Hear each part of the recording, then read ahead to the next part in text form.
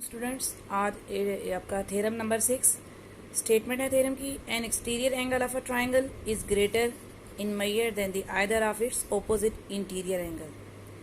कि अगर किसी ट्राइंगल का एक्सटीरियर एंगल आप लें तो उस एक्सटीरियर एंगल पे उस ट्राइंगल के जो इंटीरियर एंगल बन रहे होंगे, उस एक्सटीरियर एंगल के ऑपोजिट पे जो भी इंटीरियर एंगल बन रहे होंगे, एक्सटीरियर एंगल अपने उन ऑपोजिट इंटीरियर एंगल से हमेशा ग्रेटर होता है। ठीक है, ये बात हमें प्रूव करनी है कि किसी भी ट्राइंगल का जो एक्सटीरियर एंगल होगा वो अपने ऑपोजिट इंटीरियर एंगल से ग्रेटर होगा। तो पहले ये थोड़ा सा बता दूं कि एक्सटीरियर एंगल हमारे पास क्या होते हैं और इंटीरियर एंगल क्या होते हैं। लेट्स सपोज ये हमारे पास एक ट्राइंगल है ABC। ठीक है, तो इस ट्राइंगल में आपके पास 3 इंटीरियर एंगल बन रहे हैं। एक ये A पे बन रहा है, ये B पे बन रहा है और ये C पे बन रहा है।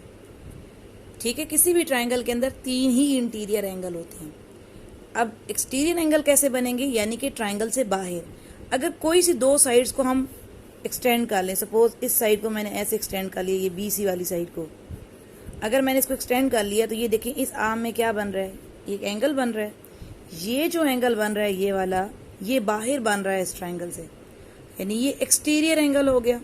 ये किन 2 आर्म में बना, AC, और इस तरह ये मैं लाइन प्रोड्यूस की, इसका मैं यहाँ पे कोई नाम रख लूंगी। तो ये जो एंगल बन रहा है इसका नाम क्या बन गया, ACD। अब ये बाहर बन रहा है, this is angle ACD is, ये जो एंगल ACD है ये क्या हो गया, एक एक्सटीरियर एंगल है। अब इस एक्सटीरियर एंगल के ऑपोजिट पे, यानी इसके सामने इस ट्राइंगल के इंटीरियर एंगल कौन से हैं। मैंने आपको बताया था कि ट्राइंगल के ये 3 इंटीरियर एंगल है, लेकिन इसके ऑपोजिट के लिहाज से कौन से 2 होंगे, एक ये A और दूसरा कौन सा है, B। तो ये जो 2 एंगल हैं A और B, इस वक्त इसके ऑपोजिट इंटीरियर एंगल हैं। इंटीरियर तो ये C भी है, A है, B है, 3 इंटीरियर हैं, लेकिन इन 3 में से ये जो 2 हैं वो इसके इस एक्सटीरियर के ऑपोजिट पे हैं। तो हमें अपने थ्योरम में ये प्रूव करना है कि हमारा ये जो एक्सटीरियर एंगल है ये वो अपने ऑपोजिट इंटीरियर एंगल से ग्रेटर है। मीन ये एंगल ग्रेटर है इस इंटीरियर से भी और ये एक्सटीरियर एंगल ग्रेटर है इस इंटीरियर से। आप इसी तरह एक्सटीरियर एंगल अगर मैं इस साइड को एक्सटेंड कर दूं, इधर भी एक्सटीरियर बन सकते हैं, इस साइड को भी एक्सटेंड कर दूं, यहाँ भी बन सकते हैं, और अगर हम ये देखें तो ये इधर भी इंटीरियर एंगल बन सकता है, एक्सटीरियर एंगल बन सकता है। ठीक है, तो सबसे पहले अपने थ्योरम की हम फिगर बनाएंगे। ठीक है, ये हमारी एक ट्राइंगल थी, ABC ट्राइंगल थी, हमने साइड्स को नेम दे दिए। गिवन में हमने क्या लिखा, इन ट्राइंगल ABC, हमारे पास ट्राइंगल ABC है, जो ACD है वो हमारा एक्सटीरियर एंगल बन रहा है, इज एन एक्सटीरियर एंगल, और एंगल A और B जो है वो इसके ऑपोजिट इंटीरियर एंगल है। ये बात हमें सारी क्या है, गिवन है। प्रूफ हमने ये करना है कि जो हमारा एक्सटीरियर एंगल है जिसका मैं नाम ACD रखा है वो एंगल A से भी ग्रेटर है, और हमारा एंगल ACD किससे ग्रेटर है, एंगल B से भी ग्रेटर है। ये रिजल्ट हमें क्या करना है, प्रूफ करना है। फिर इसके बाद नेक्स्ट स्टेप आपका है कंस्ट्रक्शन। कंस्ट्रक्शन में फिर हम अपनी ट्राइंगल में कुछ चेंजेस करेंगे। हमने कह दिया let E be the mid point of AC। ये हमारे पास AC साइड थी, ठीक है, हमने इसका ये E क्या ले लिया, मिड पॉइंट ले लिया। मिड पॉइंट लेने का क्या फ़ायदा होता है, इसका मतलब कि जो ये सेगमेंट बन गया AE और एक सेगमेंट बन गया EC, ये दोनों की आपस में लेंथ भी क्या हो जाएगी, इक्वल हो जाएगी। ठीक है, फिर उसके बाद हमने क्या किया कि B को, ये जो मिड पॉइंट E लिया था, हमने B को इस मिड पॉइंट E से क्या कर दिया, ज्वाइन कर दिया। ज्वाइन करने के बाद हमने क्या किया, अपने E पॉइंट को आगे तक प्रोड्यूस किया। अब कहाँ तक प्रोड्यूस करना है, आपने E को इस तरह प्रोड्यूस करना है अगले पॉइंट F तक कि EF की जो लेंथ बने वो BE की लेंथ के इक्वल हो। जितनी BE की लेंथ है उतना ही आपने E को आगे लेके जाना है और F नाम देना है, ताकि इस सेगमेंट की लेंथ BE के इक्वल हो जाए। अब ये सारी बातें हमारे पास कंस्ट्रक्शन में आ गई कि ये BE सेगमेंट EF के इक्वल हो गया और ये जो AE सेगमेंट है ये EC सेगमेंट के इक्वल हो गया। ये सारी बातें हमें कहाँ से पता चल गई, हमने कंस्ट्रक्शन में ही ऐसा लिया। ये देखिए हमने कह दिया such that BE is equal to EF। फिर उसके बाद आपने F को C से ज्वाइन कर देना है। ये जो पॉइंट F है हमारा, इसको हमने क्या कर दिया, C से ज्वाइन कर दिया। Produce AC to move an exterior angle BCG। इसके अलावा हमने अपने AC को, पहले हमने अपनी BC को प्रोड्यूस किया था D तक, फिर हमने अपने AC को भी आगे तक प्रोड्यूस कर लिया। ये इसको यहाँ पे एरो लगा लें, ताकि एक और हमारे पास एक्सटीरियर एंगल बन गया, इसका नाम हम कैसे लेंगे, ये किन दो आर्म में बन रहा है, ये इधर से बी सी जी, ठीक है। तो हमारे पास इधर एक और एक्सटीरियर एंगल आ गया, ये आ गया। एक तो ये वाला था, इसका नाम क्या था, ए सी डी या ई सी डी भी कह सकते थे। और एक ये जो इस तरफ करके बन रहा है, ये इस तरफ करके बन रहा है, इसका नाम क्या है, B C G. Next proof. Proof के लिए स्टेटमेंट एंड रीजन। सबसे पहले हम दो ट्राइंगल्स ले रहे हैं। हम कौन सी दो ट्राइंगल ले रहे हैं, एक हम ट्राइंगल ले रहे हैं ए बी ई। ये मैं इसको कलर कर रही हूँ ताकि आपको सेगमेंट समझ आ जाए कि हम कौन सी ट्राइंगल ले रहे हैं। एक हम ले रहे हैं ए बी ई ट्राइंगल ले रहे हैं, इसकी करस्पॉन्डेंस लेनी है सी एफ ई। ये फिगर में देखें सी एफ ई, ये कलर करके आपको समझ आ गया कौन सी दो ट्राइंगल्स की हम करस्पॉन्डेंस ले रहे हैं। ये हमने इन दो ट्राइंगल्स की करस्पॉन्डेंस ले ली, ए बी ई की करस्पॉन्डेंस ले ली किसके साथ, ई एफ सी के साथ। अब हमने इन दोनों ट्राइंगल में मैचिंग करनी है कि इनमें क्या क्या चीज़ें आपस में कॉन्ग्रुएंट है। सबसे पहले हमने एक ले लिया कि इस ट्राइंगल की ए ई साइड और इस वाली ट्राइंगल की ई सी साइड। देखें, इस वाली ट्राइंगल की ए ई और दूसरी वाली ट्राइंगल की ई सी, हमने कह दिया ये दोनों साइड कॉन्ग्रुएंट है। ये हमें कहाँ से पता चला, क्योंकि हमने ई मिड पॉइंट लिया था ना, दैट्स वाई हमने रीजन में दे दिया कंस्ट्रक्शन। फिर नंबर 2 पे हमने ये एंगल ले रहे हैं, ये जो लिखा हुआ है ना measurement angle A E B. कौन सा एंगल ए ई बी बन रहा है, ए, ये यहाँ पे ये ई, ये बी। और दूसरा एंगल कौन सा ले रहे हैं, measurement angle C F E, measurement angle C E F, C, ये ई, ये एफ, ये वाला एंगल और ये एंगल, ये दोनों एंगल आपस में कॉन्ग्रुएंट हो रहे हैं। क्या रीजन है दोनों कॉन्ग्रुएंट हो रहे हैं, देखिए हमने पढ़ा था पिछले थ्योरम में कि जब दो ऐसे लाइंस वर्टिकल आपस में एक दूसरे को इंटरसेक्ट करती हैं, लाइंस इंटरसेक्ट करती हैं, तो उनके जो वर्टिकल एंगल होते हैं आपस में कॉन्ग्रुएंट होते हैं। ये वाला एंगल इसके कॉन्ग्रुएंट है और जो इधर बनेगा वो इसके कॉन्ग्रुएंट है। सेम हेयर केस है कि दो लाइनें आपस में इंटरसेक्ट कर रही हैं, तो इसका मतलब इनमें एक ये ऑपोजिट वर्टिकल एंगल बन रहे हैं। दैट्स वाई ये एंगल एक ए ई बी और एंगल सी ई एफ आपस में क्या हो गए, कॉन्ग्रुएंट हो गए। इसलिए हमने यहाँ पे ये रिजल्ट ले लिया, A E B is equal to measurement angle C E F. Exact इसकी इक्वल है, इसलिए एम ले लिया और कॉन्ग्रुएंसी का साइन चला गया। रीजन क्या दे दिया आपने, ऑपोजिट वर्टिकल एंगल, ये हमने पिछले थ्योरम में बात पढ़ी है। तीसरा स्टेप क्या लिया आपने, कहा बी ई जो है वो कॉन्ग्रुएंट है ई एफ के। ये बी ई हमने कंस्ट्रक्शन में लिया था कि बी ई के बाद हमने ई एफ इतना लिया था कि हमने कहा था बी ई की लेंथ और ई एफ की लेंथ आपस में इक्वल हो। ये हमने बात कंस्ट्रक्शन में कही थी, तो यहाँ पे भी हम क्या कह देंगे, कंस्ट्रक्शन कह देंगे। अब देखिए ये दो ट्राइंगल्स की हम करस्पॉन्डेंस ले रहे थे, इनकी तीन चीजें आपस में मैच कर गई हैं।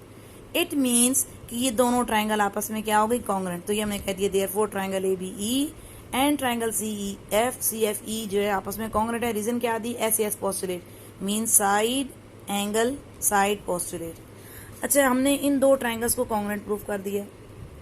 हमने तो कुछ और, हमारा जो थ्योरम का रिजल्ट है वो तो हमने ये करना था कि exterior angle opposite interior angle से हैं, लेकिन हम उन तक जाने के लिए हमें ये सब करना पड़ रहा है। यानी अभी ये दो ट्राइंगल आपस में कॉन्ग्रुएंट प्रूव होगी। अगर ये दो ट्राइंगल आपस में कॉन्ग्रुएंट प्रूव है तो इनका मतलब कि इनके जो एंगल्स होंगे वो भी आपस में क्या हो रहे होंगे, करस्पॉन्डिंग एंगल्स भी आपस में कॉन्ग्रुएंट होंगे। तो हमने इस वक्त ये एंगल ले लिया ए, इसका मतलब इस वाली ट्राइंगल का ए एंगल और इस वाली ट्राइंगल का ये इतना सा जो एंगल बन रहा है, ये जिसमें कलर है, इसका हम नाम कैसे लेंगे, इसका आप नाम यूं ले सकते हैं, इस वाली ट्राइंगल का नाम ई सी एफ कह सकते हैं या एफ सी ई कह सकते हैं। ये देखें यहाँ से ई सी एफ, तो इस ट्राइंगल का एंगल ई सी एफ और उस वाली ट्राइंगल का एंगल क्या हो गया, आपस में ए आपस में कॉन्ग्रुएंट हो गए। तो ये हमने कहा कि measurement angle A measurement angle E C F के कॉन्ग्रुएंट है। कैसे कह दिया, क्योंकि दोनों ट्राइंगल्स कॉन्ग्रुएंट है, दैट्स वाई उनके करस्पॉन्डिंग एंगल्स भी आपस में क्या हो गए, कॉन्ग्रुएंट हो गए। ये तो हमने इतना सा रिजल्ट प्रूव किया। हमें हालांकि रिजल्ट तो कुछ और प्रूव करना था, लेकिन इसके थ्रू हम अपने रिजल्ट भी जा रहे हैं। फिर नेक्स्ट आपने कहा measurement angle A C D और ई सी डी आपस में इक्वल है। ये बात कहाँ से आई, ये देखें, ये आपके पास फिगर थी, डॉटेड लाइन में ये ई को आगे तक प्रोड्यूस किया, ये एफ को मैंने यहाँ पे ये ज्वाइन कर दिया था। एक पोर्शन हमारे पास ये एंगल का बन गया और एक ये बन गया। ये हमारे पास दो ट्राइंगल्स थी, एक ये ट्राइंगल थी, एक ये ट्राइंगल थी। अब हमने कहा कि इस ट्राइंगल का ये एंगल इस इतने एंगल के क्या हो रहा है, कॉन्ग्रुएंट हो रहा है। इस एंगल का नाम क्या था, इसका नाम था एंगल ई सी एफ, ये जिसको मैंने डार्क करके कलर किया है, ये जो एंगल ए है इस इतने कलर पोर्शन के क्या हो रहा है, इक्वल हो रहा है। अच्छा, अब हम देखें हमारा एक्सटीरियर एंगल क्या था। ये हमारा पूरा एक्सटीरियर एंगल था जो दो पोर्शन से मिलकर बना है, ये कलर पोर्शन और ये पोर्शन भी। तो यहाँ पे हम ये फर्दर क्या कह रहे हैं कि जो हमारा एंगल ए सी डी है, ये वाला एंगल ए सी डी, ये पूरा एक्सटीरियर एंगल, आप इसको ए सी डी भी नाम ले सकते हैं और आप इसका नाम ई सी डी भी ले सकते हैं। इधर देखिए फिगर में, आप इसका नाम ए सी डी भी कह सकते हैं अपने एक्सटीरियर एंगल को, या ई सी डी भी कह सकते हैं अपने एक्सटीरियर एंगल को, बड़े को। अब ये जो हमारा एक्सटीरियर एंगल है, ये पूरा पोर्शन, ये पूरा, इसके दो सेगमेंट हो गए। कौन कौन से? एक ये बन रहा है एंगल ई सी एफ और दूसरा ये थोड़ा पोर्शन बन रहा है, इसका नाम कैसे ले लेंगे, एफ सी डी। तो यहाँ पे हमने यही लाइन कही है कि एंगल जो ए सी डी है या ई सी डी जो एंगल है वो दो सेगमेंट के इक्वल है। कौन कौन से? एक ई सी एफ सेगमेंट हो गया और एक कौन सा हो गया, ये इतना एफ सी डी सेगमेंट। इन दो को हम प्लस करेंगे तो हमारा एक्सटीरियर एंगल इन दो सेगमेंट के इक्वल हो रहा है। ठीक है, इन दो सेगमेंट के इक्वल हो रहा था हमारा एक्सटीरियर एंगल। हमारा जो एक्सटीरियर एंगल है ए सी डी वो इन दो सेगमेंट के क्या हो रहा है, इक्वल हो रहा है। तो इसका मतलब कि अगर हम अपने वैसे एक्सटीरियर एंगल को लेते हैं, ऑन द होल पूरे एक्सटीरियर एंगल को लेते हैं, तो वो अकेले एक सेगमेंट से क्या हो जाएगा, एक्सटीरियर एंगल ग्रेटर हो जाएगा। अब हमने यहाँ पे नेक्स्ट रिजल्ट क्या कहा कि हमारा एंगल ए सी डी जो है वो तो ग्रेटर हो रहा है एंगल ई सी एफ से, कि हमारा ये जो एक्सटीरियर एंगल है वो इस अकेले एक पोर्शन से क्या हो जाएगा, डेफिनेटली ये पूरा पोर्शन दो सेगमेंट से बना है, तो दो सेगमेंट से अकेले एक सेगमेंट से क्या हो जाएंगे, ग्रेटर हो जाएंगे। तो ये हमने यहाँ पे ये कह दिया कि हमारा एंगल ए सी डी जो है वो एंगल ई सी एफ से क्या हो रहा है, ग्रेटर। ये हमारे पास एक प्रॉपर्टी होती है कि आप जिसने कहा, आपने कहा कि ए जो है वो दो के सम के इक्वल बन रहा है, ए कोई ए पॉइंट है वो दो के सम के इक्वल बन रहा है बी प्लस सी के। तो अगर आप अकेला बी लेंगे तो ए अकेले बी से क्या हो जाएगा, ग्रेटर हो जाएगा, और ए अकेले सी से भी क्या हो जाएगा, ग्रेटर हो जाएगा। तो सेम हमने यही कहा कि ए सी डी एंगल जो था इन दो सेगमेंट के सम के इक्वल था।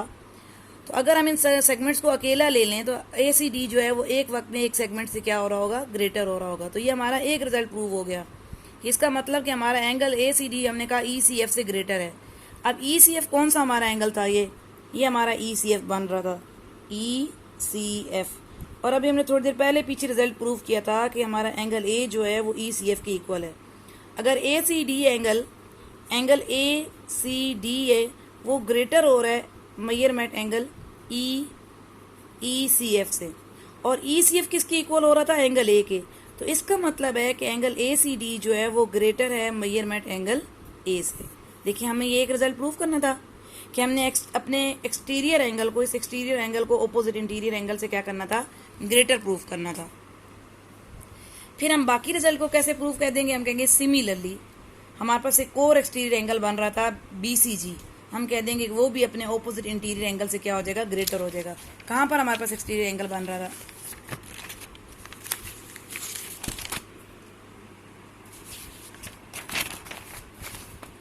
ये हम फिगर में देखें, ये हमारे पास बी सी जी एक्सटीरियर एंगल बन रहा था, ये बी सी जी, ये बी सी जी, ये इस जिस तरह हमने कह दिया ना कि ए सी डी ये वाला एक्सटीरियर एंगल इससे ग्रेटर हो गया, इस तरह हम कह देंगे कि ये जो बी सी जी है ना, ये इस एंगल बी से ग्रेटर हो जाएगा। आपने जिस तरह प्रूफ किया कि एंगल ए सी डी ये वाला एक्सटीरियर एंगल इस ऑपोजिट इंटीरियर से ग्रेटर हो गया, इसी तरह ये, क्योंकि आपको पता है इस एक्सटीरियर का वर्टिकल ये एक्सटीरियर है, तो आपने कह दिया कि ये जो बाहर एक और एक्सटीरियर एंगल बन रहा है बी सी जी वो इधर वाले से ग्रेटर हो गया। फिर हम क्या कहेंगे कि ये ए सी डी एक्सटीरियर और ये दूसरा जो एक्सटीरियर बन रहा है बी सी जी, ये दोनों आपस में इक्वल हैं। ये कैसे इक्वल हुए, ये देखिए दो लाइन इंटरसेक्ट कर रही हैं। जब ऐसे दो लाइन इंटरसेक्ट कर रही होती हैं तो उनके जो वर्टिकल एंगल होते हैं वो आपस में कॉन्ग्रुएंट होते हैं। इसका मतलब एंगल ए सी डी और ये जो बी सी जी हैं ये दोनों आपस में क्या होंगे, कॉन्ग्रुएंट होंगे, ये दोनों आपस में इक्वल होंगे। इक्वल होने का मतलब कि अगर बी सी जी एंगल जिस एंगल से बड़ा हो रहा होगा, ये ए सी डी भी उस एंगल से क्या हो जाएगा, बड़ा हो जाएगा। ये exterior angle B C G बड़ा हो रहा था बी से, तो इसका मतलब exterior angle A C D भी क्या हो जाएगा, बी से ग्रेटर हो जाएगा। तो यही हमने यहाँ पे रिजल्ट कहा कि हमारा बी सी जी एंगल ग्रेटर हो रहा था उस एंगल बी से, बट जो हमारा ए सी डी एक्सटीरियर है और ये दोनों एक्सटीरियर आपस में इक्वल हैं क्योंकि ऑपोजिट वर्टिकल एंगल है। जब इन दोनों को आपस में इक्वल कहा तो इसका मतलब बी सी जी जिससे बड़ा हो रहा होगा ए सी डी भी उस एंगल से क्या हो जाएगा, बड़ा हो जाएगा। तो हमने कहा हैंस हमारा measurement angle A C D जो है वो किससे ग्रेटर हो रहा है, measurement angle C B A से, यानी बी से भी ग्रेटर हो रहा है। तो हमें यही रिजल्ट प्रूव करना था ना कि जो हमारा exterior angle A C D रहा वो ओपोजिट इंटीरियर, जो उसके ओपोजिट पे दो इंटीरियर एंगल बन रहे थे, एक ए कि वो ए से भी ग्रेटर होना चाहिए ए सी डी एंगल, और वो किससे ग्रेटर होना चाहिए ए सी डी को, एक और ओपोजिट पे एंगल बन रहा था बी, इसको उससे भी ग्रेटर होना चाहिए। तो हैंस हमने कहा कि फ्रॉम 3 एंड 6 इन दो इक्वेशन से हमने ये क्या कर लिया, अपना रिजल्ट प्रूव कर लिया, हैंस प्रूव्ड।